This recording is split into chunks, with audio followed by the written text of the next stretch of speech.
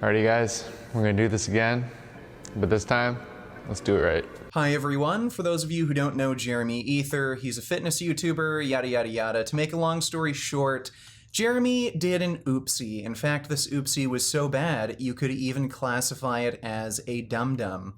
So Jeremy uploaded a video talking about cardio and weight loss, and it was really bad, really stupid.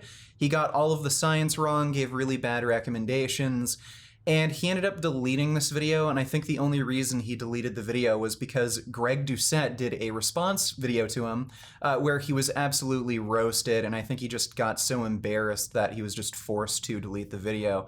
But it seems that he hasn't actually learned anything because he's attempted to talk about this topic again, and once again, he's gotten all of the science wrong, giving really bad advice and recommendations. So that's what we're going to look at today. We're going to look at Jeremy's retry of this topic, and we're going to explain in detail why Jeremy is completely wrong again. Today, we're gonna talk all about cardio, more specifically, how you can use it to strip off that stubborn belly fat. All right, so right at the very beginning of this video, Jeremy's already doing something kind of shady. He had this disclaimer claiming that the scientific content of this video is being reviewed and verified by Dr. K. Riani, PhD, Biomedical Physiology, Kinesiology.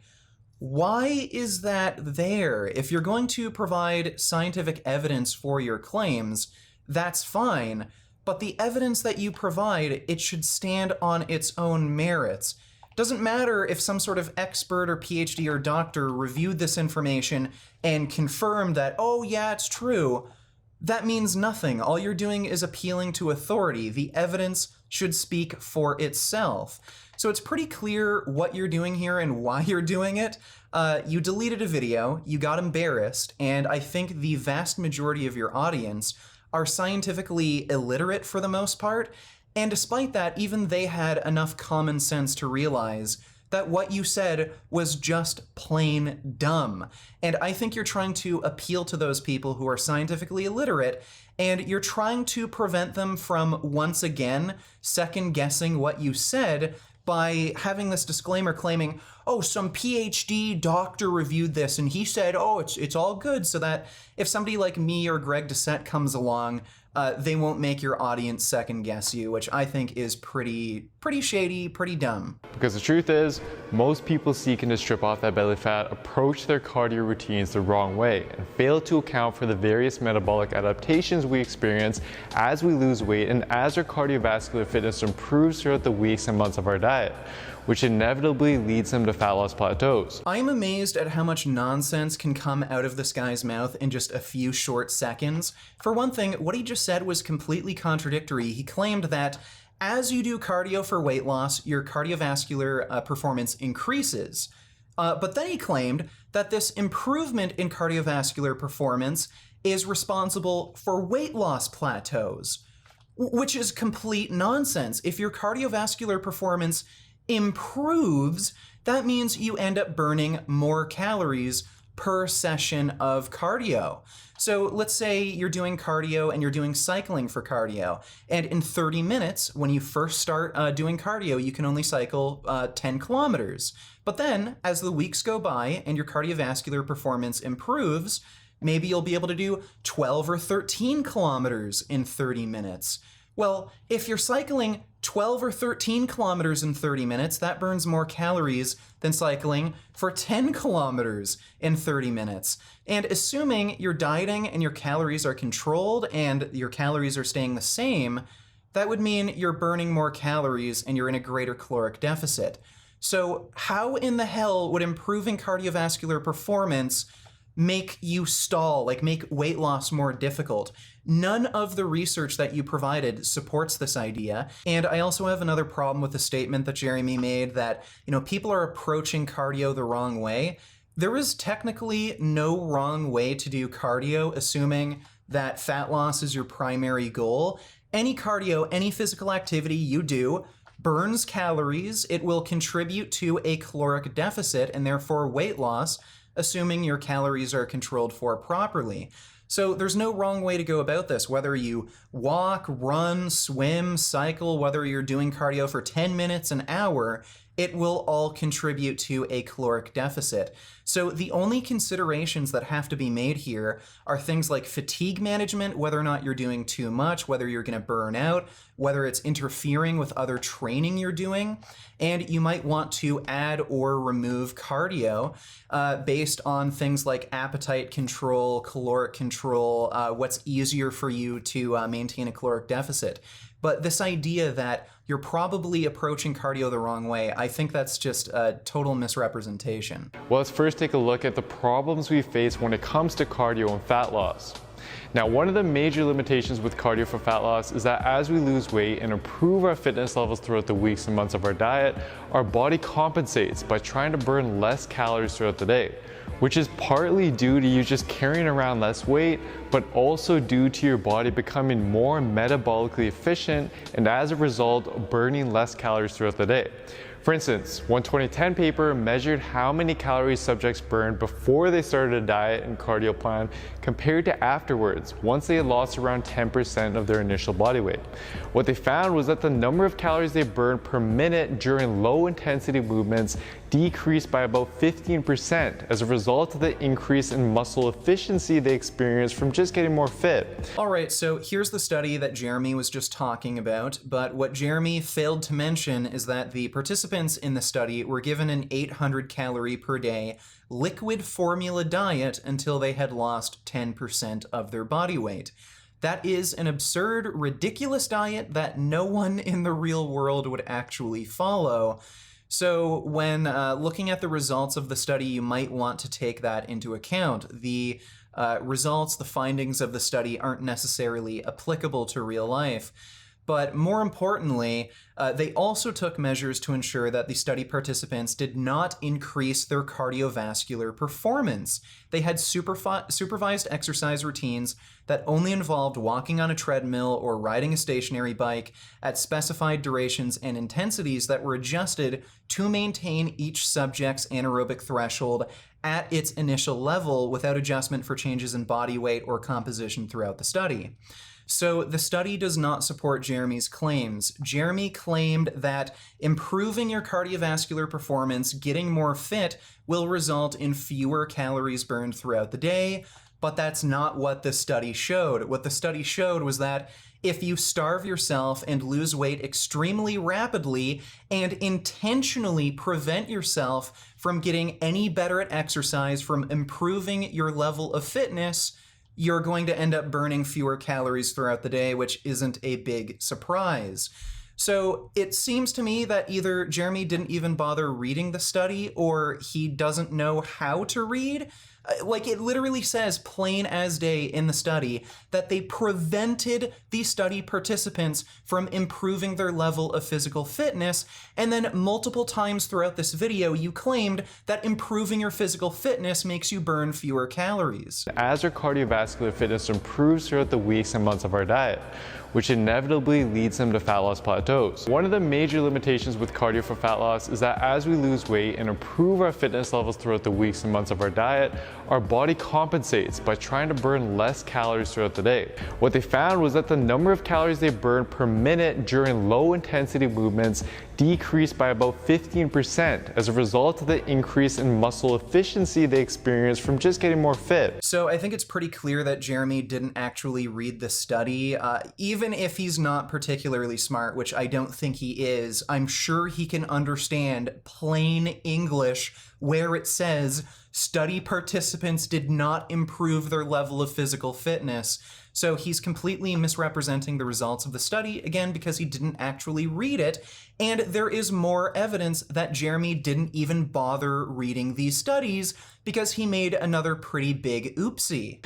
Other studies have found similar results as well, with calorie reductions ranging from 11% to even almost 20% due to an increase in efficiency. All right, so Jeremy is claiming that he has more research supporting his idea that as you improve cardiovascular performance, your energy expenditure will go down. And he mentioned the title of the study he's referring to in his video at the bottom. The title is Effects of Experimental Weight Perturbation on Skeletal Muscle Work Efficiency in Human Subjects. This paper is from 2003. Well, the oopsie here is that both of these studies, the 2010 paper and the 2003 paper he's referring to, are using the exact same experimental data. So they're actually pulling data from a 1995 paper titled Changes in Energy Expenditure Resulting from Altered Body Weight. Jeremy would have probably figured this out if he had bothered to read these two papers and look at the references. They are both pulling from the same experimental data, and if you read the papers, they're using the same subjects, same methods, same experimental design. So basically, you are essentially referring to the same study twice, and you're acting as if this is more evidence supporting your claims. And again, not only was Jeremy dumb enough to reference what is essentially the same study twice, but none of the research he referenced even supported his claim that as cardiovascular performance improves, your caloric expenditure goes down. The only thing these studies prove is that if you lose weight without improving cardiovascular performance, your caloric expenditure will go down. So, Jeremy, this is just absolutely pathetic. You have proven to me that you have not actually read any of this research, or if you have, you are completely incapable of understanding it. You just don't have the intelligence or reading skills to understand any of this. And I've looked through your comment section.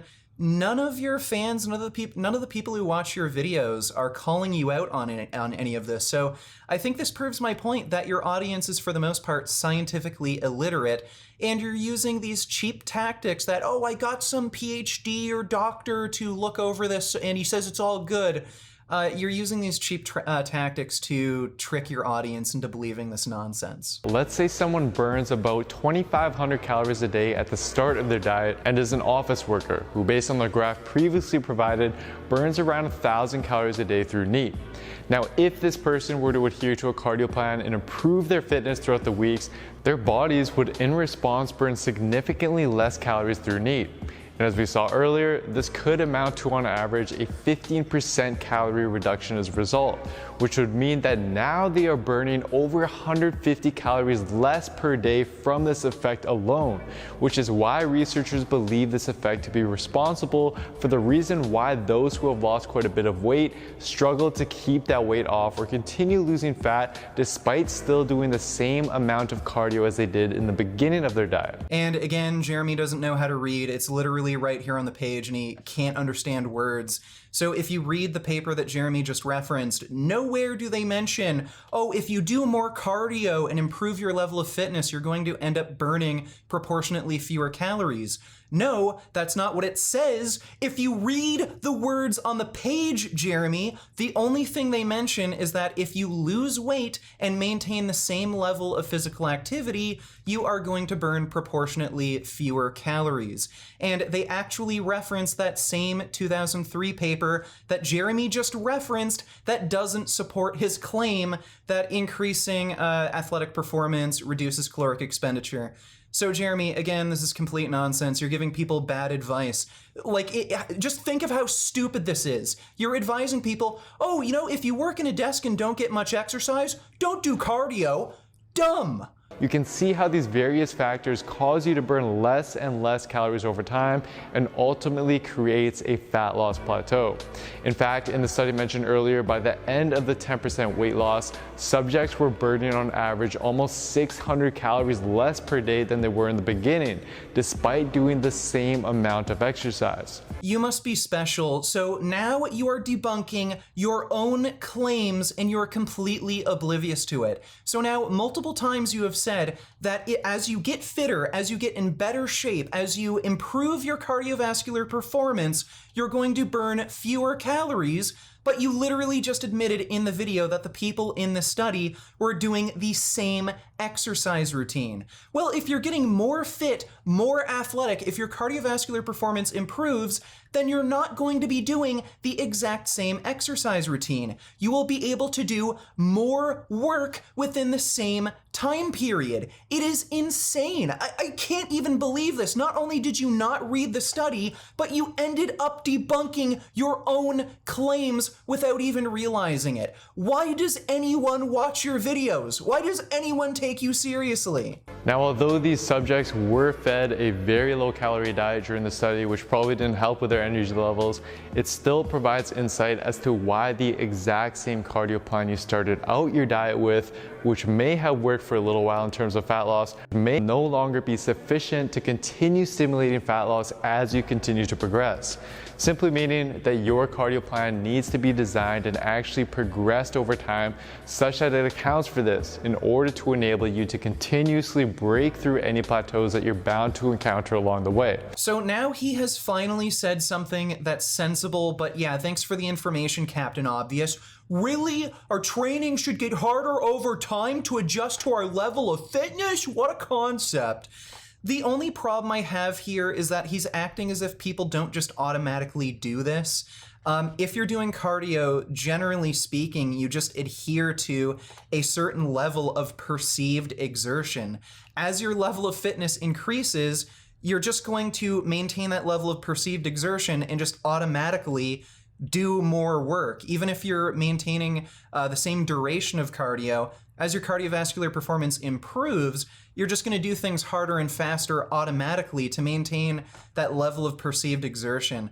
This might be something to consider and tell people who are just, I don't know, really lazy and obese, who will just stick to the same, like, I don't know, speed on the treadmill. But most people don't really have to be told this, and they just adjust automatically. So Jeremy's video goes on for a bit longer and he just gives some basic cardio recommendations. For the most part, I agree with it, but it's a little dumb and simplistic. I just don't want to keep doing this. The video's gone on long enough. But yeah, Jeremy, you are a fraud. You don't know what the hell you're talking about. You've proven to all of us that you literally are unable to read, and you are a joke.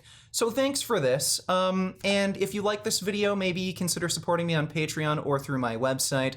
I have some funding perks you may find interesting. If you're looking for clothing, then check out the Vegan Gains store, and if you're looking for online coaching, then check out Quality Gains. He offers customized meal and training programs, and if you click the link in the description, you can get a free ebook, and I can assure you, Quality Gains can read unlike Jeremy Ethier, so I recommend getting his fitness nutrition plans.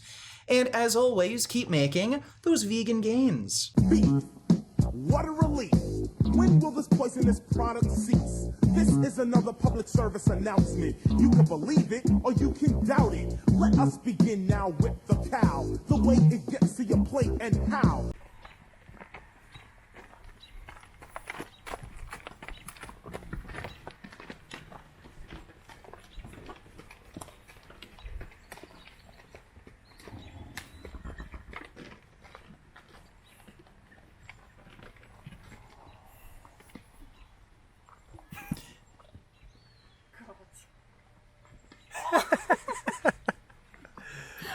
So mean.